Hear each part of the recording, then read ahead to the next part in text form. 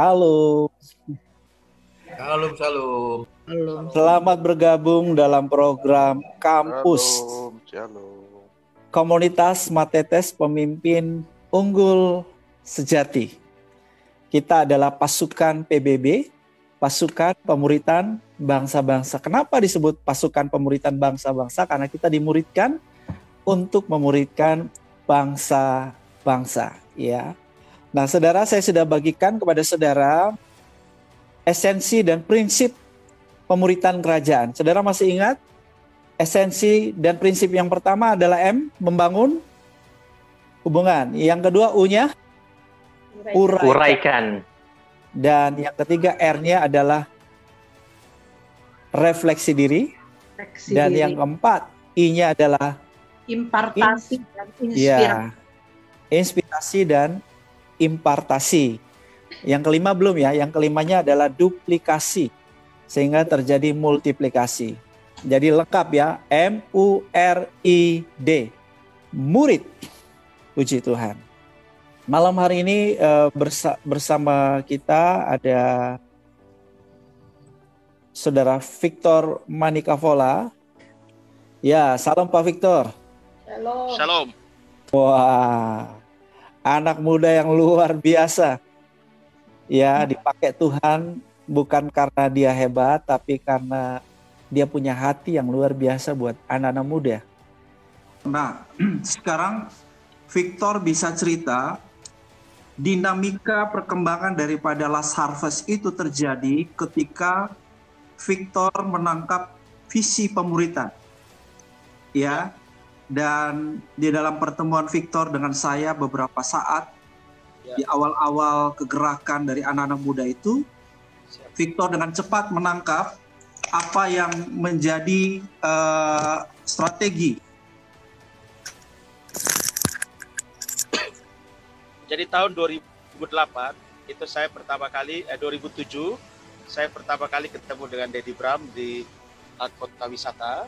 Kemudian Dedi Bram bersama saya melihat ada satu hal yang unik sekali dalam gereja WTC Kota Wisata dan juga di WTC di BSD. Waktu itu dengan Bapak Pendeta Wiryawan Dedi. Iya. Jadi di situ ada sesuatu yang unik yang kami di Nusa Tenggara Timur di Kupang pada khususnya itu jarang sekali kami melihat hal-hal yang luar biasa itu terjadi begitu. Terjadi multiplikasi, terjadi perkembangan gereja yang luar biasa sekali hanya dengan kelompok-kelompok kecil. Saya sering kali dengar tentang komsel, tapi konsep komsel ini lebih banyak meniru sehingga ada begitu banyak hal yang sebenarnya tidak cocok di daerah kami itu dipaksa untuk sama di daerah kami. Sehingga saya mempelajari semua apa yang di dalam kehidupan Dedi Bram lakukan di Jemaat Kota Wisata. Itu sangat luar biasa. Sehingga dalam pertemuan-pertemuan yang singkat sekali saya bersama dengan Dedi Bram, saya bilang sama Tuhan, Tuhan ini sudah dia punya cara ini. Ini sudah dia punya metode yang sangat baik agar orang bisa mengenal pribadi Yesus secara benar. Karena tanpa pendekatan, tanpa dia hidup bersama-sama, tanpa dia bisa berbagi dia punya hidup dengan orang di sekeliling dia, tidak mungkin orang itu akan menemukan diri dia dan tidak mungkin orang itu akan menemukan siapa Tuhan yang dia sembah. Nah, itu yang saya lihat dalam kehidupan Dedi Bram. Dan juga ada hal penting yang unik karena saya dididik dalam gereja yang sangat keras atau gereja one man show, di mana semuanya berpusat kepada pendetanya saja atau gembala, sehingga tidak membangun yang disebut dengan sistem teamwork atau tim kerja. Sehingga saya melihat waktu saya di tahun 2007-2008 ada di Dedi Bram, saya melihat bahwa kerja tim itu model begini. Nah, satu hal yang unik dari Dedi Bram adalah mampu mendelegasikan dan mempercayakan tanpa harus orang Kupang bilang ikut campur di dalamnya. Dia memberi kesempatan seluas-luasnya untuk anak muridnya, anak didiknya untuk betul-betul bertumbuh berkembang dengan baik. Dan itu saya tangkap menjadi sesuatu yang penting buat saya secara pribadi karena saya dididik dalam satu metode kepemimpinan yang one man show yang sangat keras.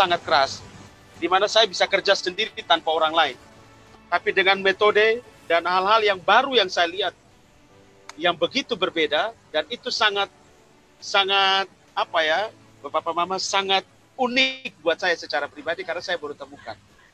Sehingga mulai saat itu Bapak Mama, saya mulai membangun bukan lagi kerja one man show atau kerja seorang diri, tapi saya membangun tim kerja saya, sehingga sampai detik ini saya punya tim kerja ada 150 orang di bawah saya. Yang membawai ada 1.750 orang. 1.750 orang itu membawai lagi di bawahnya dia. Jadi seperti multi level marketing. Sehingga dia sangat berkembang luas. Begitu, Dedi. Luar biasa. Wow, berikan aplaus, saudara. Berikan aplaus. Oke. Nah, saudara, selain pemuritan, Victor juga menangkap mengenai Kingdom Driven Church. Victor sendiri tidak mendirikan sebuah gereja dalam arti gereja organisasi, tapi gerakannya adalah gerakan gereja Kingdom. Model gerakan gereja Kingdom yang berbasis pemuritan, di mana dampak mereka kepada komunitas-komunitas luar biasa sekali. Salah satunya adalah mereka mendirikan stasiun radio, lalu usaha-usaha. Silakan boleh dicerita berbagai usaha-usaha yang dilakukan unit-unit usaha dan ministry-ministry yang dibangun dari Last Harvest untuk berdampak bagi anak-anak muda dan bagi Nusa Tenggara Timur.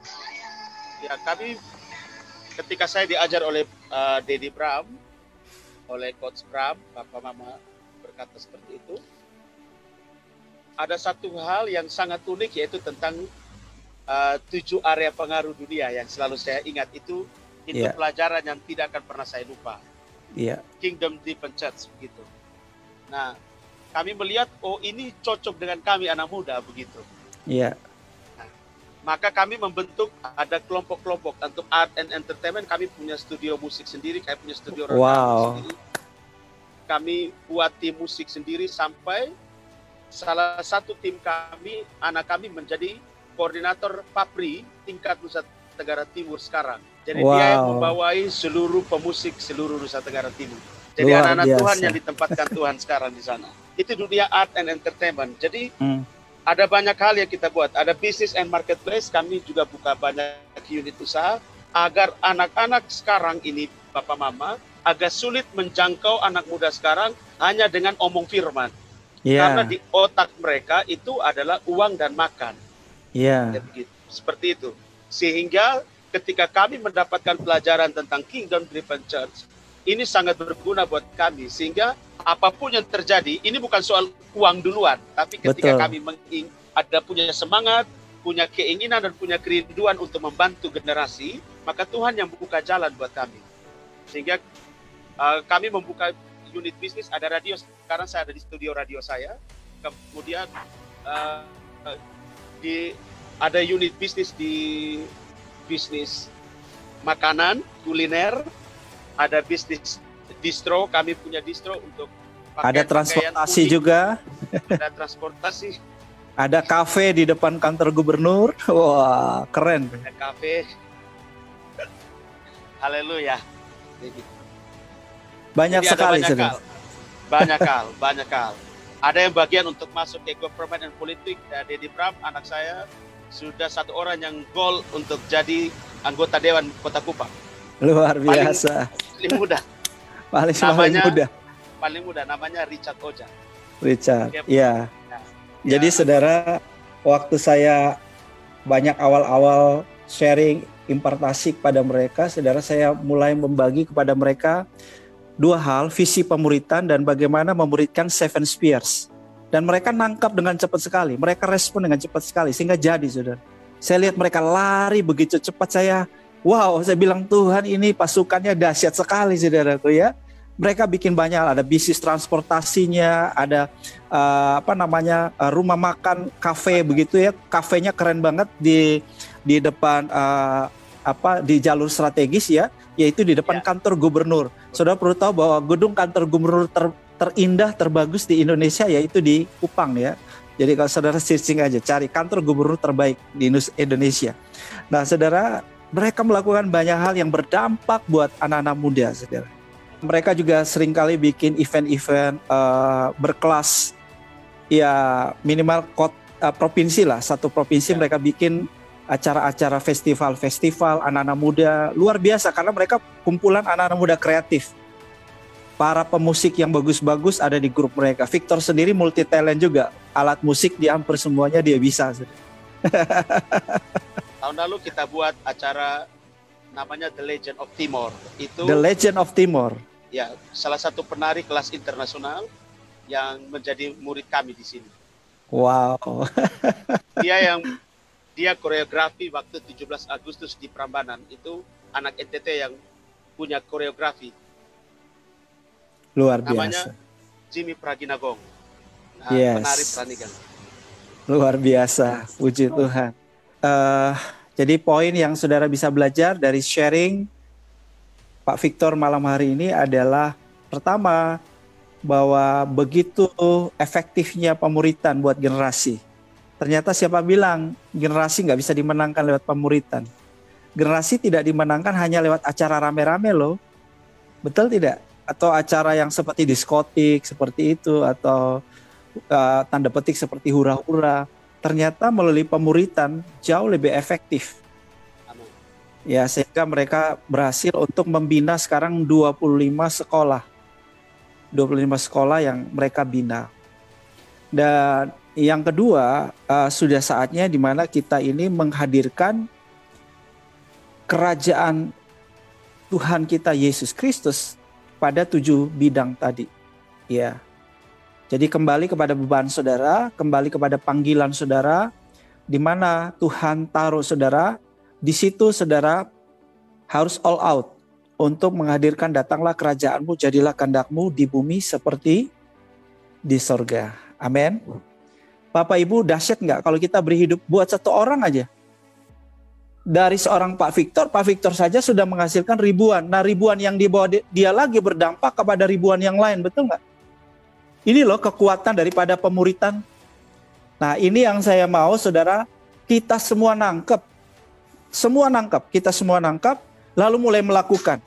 Bayangkan, Natania akan mulai dampak ke 2-3 orang. Wah, Enro mulai berdampak kepada 2-3 orang.